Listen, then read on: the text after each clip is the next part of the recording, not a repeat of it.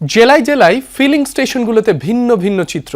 জ্বালানি তেল সংগ্রহে এখনো অনেক জায়গায় ভোগান্তি কমেনি, আবার কোথাও কোথাও সরবরাহ বৃদ্ধিতে কিছুটা কমেছে গ্রাহকদের দুর্ভোগ। ময়মনসিংহ বিভাগের জামালপুর ও শেরপুরে তেল সংকটে আজও বন্ধ অনেক ফিলিং স্টেশন। তেল সংগ্রহে এক পাম্প থেকে আরেক পাম্পে ঘুরতে হচ্ছে গ্রাহকদের।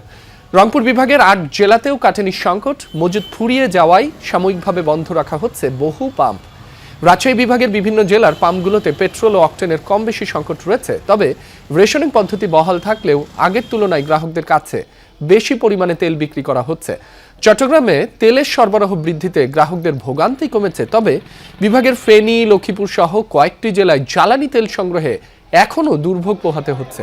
খুলনার পাম্পগুলোতে বেড়েছে সরবরাহ, কমেছে গ্রাহকদের ভোগান্তি।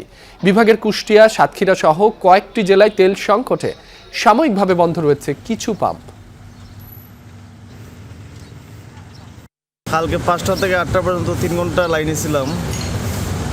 এই পাম্পের কাছাকাছি এসে পাম্প বন্ধ করে ফেলে 8টা বাজে। 300 টাকার তেল দেয় পাম্পও, এই কারণে আমরা এখন চলাফেরা খুবই কষ্ট। আমরা গরিব মানুষ, যদি পাম্পে যদি তেল না আছে আমরা চলবো কীভাবে? বলছে আপনারা তো যদি আমরা যদি মনে হয় যে আপনি 2 টিপের তেল যদি দিত আমরা মনে হয় যে চলতে পারলাম না আর কি।